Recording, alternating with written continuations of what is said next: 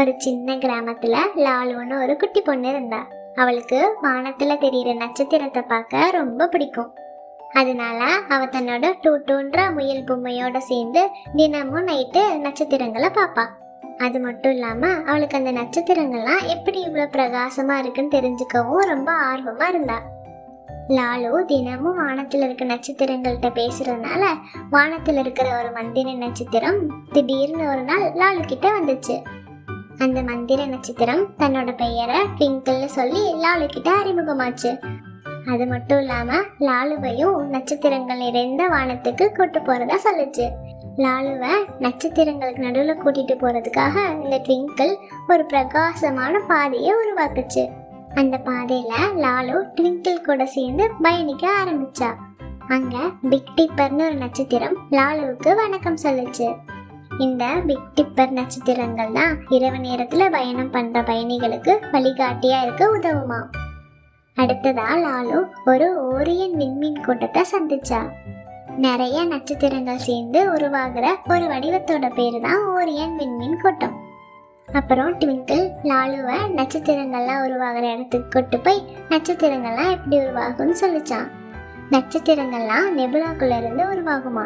நெபுலாக்குள்ள நிறைய டஸ்ட் பார்ட்டிகல்ஸ்லாம் இருக்கும். இந்த நெபுலாக்குள்ள கிராவிட்டி வந்து திரும்ப இழுக்கிறதுனால அது ரொம்ப ஸ்ட்ராங் ஆகி ஹீட் ஆகிறதுனால ஸ்டார்ஸ்லாம் உருவாகுது. அடுத்ததா ட்விங்கிள் லாலுவுக்கு ஒரு படிக்கட்டை கொடுத்துச்சு. அந்த படிக்கட்டை கையில வச்சுட்டு கண்ணை மூடி உன்னோட ஆசைய வேண்டிக்கோன்னு சொல்லிச்சு. லாலுவும் அப்படி செஞ்ச போது லாலு கிட்ட ஒரு ஒளி பரவி அவ ரொம்ப சந்தோஷமானா. அப்புறம் கடைசியா ட்விங்கிள் லாலுவை அவங்க வீட்லயே வந்து விட்டுருச்சு. அப்போ லாலு வானத்தை பார்க்கும்போது அவளுக்கு வானம் இன்னும் ரொம்ப பிரகாசமாகவும் அழகாவும் தெரிஞ்சது. உனக்குள்ளேயும் ஒரு ஒளி இருக்கு, அதை நீ தான் கண்டிப்பா பிரகாசம் அடைய செய்யணும் அப்படின்னு சொல்லிட்டு ட்விங்கிளும் லாலு கிட்ட இருந்து விடை பெற்றுச்சு. ட்விங்கிள் அப்படியே வானத்துல இருக்கிற நிறைய நட்சத்திரங்களுக்கு நடுவுல அதுவும் ஒரு நட்சத்திரமா மாறிடுச்சு. நான் எங்க வீட்டு ஜன்னல் வழியா வானத்துல தெரியுற நிலாவை பார்த்துட்டு இருந்தப்ப அந்த இரவே ரொம்ப அமைதியானதா இருந்தது. அந்த அமைதியான இரவு நேரத்துல என்ன ரகசியங்கள்லாம் ஒளிஞ்சிருக்குன்னு தெரிஞ்சுக்க எனக்கு ரொம்ப ஆர்வமாகவும் இருந்தது. அப்போ திடீர்னு ஜன்னல் கிட்ட இருந்து ஒரு சத்தம் வந்தது. நான் அங்க போய் பார்த்தப்போ ஒரு தங்க நிறத்துல ஆந்தை வந்திருந்தது. அது தன்னோட பெயர் ஓஷோன்னு சொன்னது. அது மட்டும் இல்ல, என்னைய இந்த இரவு நேரத்துல காடுகள் வழியா ஒரு சாகச பயணம் கூட்டு போறதாவும் சொன்னது. உடனே நானும் ஓஷோவும் எங்களோட சாகச பயணத்துக்கு தயாரானோம். ஓஷோ என்னைய அது மேல ஏற்றிக்கிட்டு வானத்தை நோக்கி உயரமா பறக்க ஆரம்பிச்சது. நாங்க உயரத்துல இருந்து கீழே பார்க்கும்போது மரங்கள்லாம் ரொம்ப பிரகாசமாகவும் மின்மினி பூச்சிகள்லாம் சின்ன நட்சத்திரங்கள் போலவும் தெரிஞ்சது. அப்புறம் நானும் ஓஷோவும் இரவு நேரங்களில் கூட வெளிப்புடன் இருக்கிற உயிரினங்களை பார்க்க ஆரம்பித்தோம். மரங்களில் தலைகீழ தொங்குற வவ்வால், அப்புறம் உணவு தேடி உலாவிட்டு இருக்கிற நரி, அடுத்து ஓஷோ மாதிரியான ஆந்தைகள். இந்த ஆந்தைகளுக்கு இரவு நேரங்களில் தெளிவான கண் பார்வை இருக்குமா. காடுகளுக்கு மேலே பறந்துட்டு இருந்த நானும் ஓஷோவும் ஒரு புல்வெளி மேலே வந்து இறங்கணும். அங்க நிறைய காளான்களும் அப்புறம் மின்மினி பூச்சிகளோட கூட்டங்களும் இருந்தது. இந்த மின்மினி பூச்சிகள்லாம் எப்படி பிரகாசமா இருக்குதுன்னு நான் ஓஷோ கிட்ட கேட்டேன். இந்த மின்மினி பூச்சிகள்லாம் இரவு நேரங்களில் தங்களுக்குள்ள தொடர்பு கொள்றதுக்காக இந்த வெளிச்சத்தை பயன்படுத்திக்கிறதா ஓஷோ எனக்கு சொன்னது. அடுத்ததா ஓஷோ என்னைய காட்டுல இருக்கிற ஒரு ரகசியமான இடத்துக்கு கூட்டிட்டு வந்தது. அங்க இரவு நேரங்கள்ல மட்டுமே பூக்கிற பூக்கள் நிறைய பூத்திருந்தது.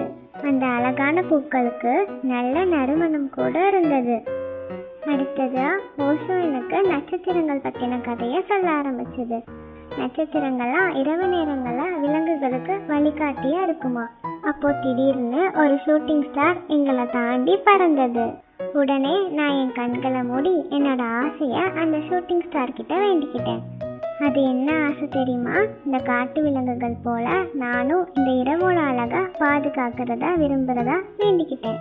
கடைசியா எங்களோட சாகச பயணம் முடிஞ்சு நானும் ஓஷோவும் என்னோட வீட்டை நோக்கி வானத்துல பறக்க ஆரம்பிச்சோம். வீட்டுக்கு வந்ததுக்கு அப்புறமா ஓஷோ எனக்கு ஒரு படிகத்தை பரிசா தந்தது. அடுத்து ஓஷோ எனக்கு பாய் சொல்லிட்டு உயரமா பறந்து வானத்துல மறைஞ்சிருச்சு. ஓஷோ எனக்கு எங்களோட சாகச பயணத்தின் நினைவா கொடுத்த அந்த படிகத்தை மேஜை மேல வச்சுட்டு நான் தூங்குறதுக்கு தயாரானேன். எனக்கு ஓவியம் வரைகிறதுனா ரொம்ப பிடிக்கும். அதனால ஒரு நாள் இரவு நேரத்தில் என்னோட ஓவிய புத்தகத்தில் நான் எனக்கு பிடிச்ச ஓவியங்கள்லாம் வரைஞ்சிட்டு இருந்தேன். எனக்கு விலங்குகள், மரங்கள், அப்புறம் பெரிய அரண்மனைகள்லாம் வரைகிறதுக்கு ரொம்ப பிடிக்கும். நான் வரையும் போது எனக்கு ஒரு யோசனை வந்தது. நான் வரைஞ்ச ஓவியங்களுக்கெல்லாம் உயிர் கிடைச்சா எப்படி இருக்கும்னு. நான் இப்படி யோசிச்சுட்டு இருக்கப்பவே என் டேபிளுக்கு கீழே ஒரு பளபளப்பான பொருள் தெரிஞ்சது. அது என்ன தெரியுமா? அது ஒரு மேஜிக்கல் பெயிண்ட் பிரஷ். அந்த பெயிண்ட் பிரஷ் பார்க்கறதுக்கே பிரகாசமா தங்க நிறத்துல இருந்தது. எனக்கு அந்த மேஜிக்கல் பெயிண்ட் பிரஷ் ரொம்ப பிடிச்சிருந்தது. அதனால நான் உடனே நீல நிறத்துல ஒரு சின்ன பறவைய வரைஞ்சேன். அடுத்து ஆச்சரியமான ஒரு விஷயம் நடந்தது. அது என்ன தெரியுமா? நான் வரைஞ்ச அந்த சின்ன பறவை உண்மையான பறவையா மாறி பறக்க ஆரம்பிச்சது. அந்த பறவை என்னோட அறை முழுக்க சுற்றி வந்தது. அதோட இசை கூட கேட்கறதுக்கே இனிமையாகவும் இருந்தது. அடுத்து நான் இன்னும் நிறைய ஓவியங்கள் வரைகிறதுக்கு ஆர்வமானேன். உடனே நான் அந்த மேஜிக்கல் பெயிண்ட் ப்ரஷ் எடுத்துட்டு வெளியில ஓடி வந்தேன். வானத்தில் இருக்கிற நட்சத்திரங்களுக்கு கீழே ஒரு அழகான வானவில் வரைஞ்சேன். அந்த இரவு நேரத்தில் வண்ணங்கள் நிறைந்த வானவில்லை பார்க்கறதுக்கு ரொம்பவே அழகா இருந்தது. அடுத்து நிறைய பட்டாம்பூச்சிகள் கூட வரைஞ்சேன்.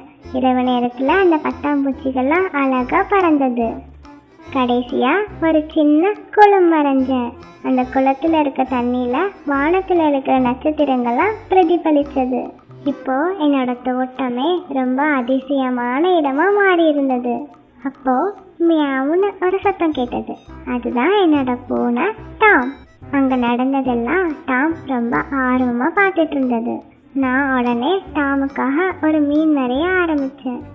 ஆனால் நான் வரைஞ்சி முடிக்கிறதுக்குள்ள ஒரு காற்றடிச்சு என் கையில் இருக்கிற மேஜிக்கல் பெயிண்ட் ப்ரஷ் பறந்துருச்சு. அது காற்றுல ரொம்ப தூரம் பறந்து போயிடுச்சு. எனக்கு ரொம்ப கவலையாக இருந்தது. அப்போ உடனே நான் வரைஞ்ச அந்த நீல நிற பறவை வானத்தை நோக்கி உயரமாக பறக்க ஆரம்பிச்சது. திரும்ப வரும்போது என்னோட மேஜிக்கல் பெயிண்ட் ப்ரஷ்ஷை எடுத்துகிட்டு வந்தது.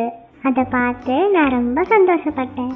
அந்த குட்டி பறவைக்கு என்னோட நன்றியை சொன்னேன்.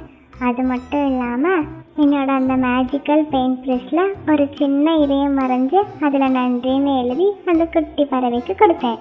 நான் அன்னையிலிருந்து என்னோட அந்த மேஜிக்கல் பெயிண்ட் ப்ரஷ்ஷை பயன்படுத்தி எல்லாரையும் என் படைப்பாற்றல் மூலிமா மகிழ்ச்சியாக வச்சுக்க ஆரம்பித்தேன். ஓகே செல்லக்குட்டீஸ், உங்களுக்கு இந்த வீடியோ பிடிச்சிருந்தா லைக் பண்ணுங்கள், உங்கள் எல்லா ஃப்ரெண்ட்ஸுக்கும் ஷேர் பண்ணுங்கள், அப்புறம் மறக்காமல் சப்ஸ்கிரைப் பண்ணுங்கள். உங்களை அடுத்த வீடியோவில் பார்க்குற வரை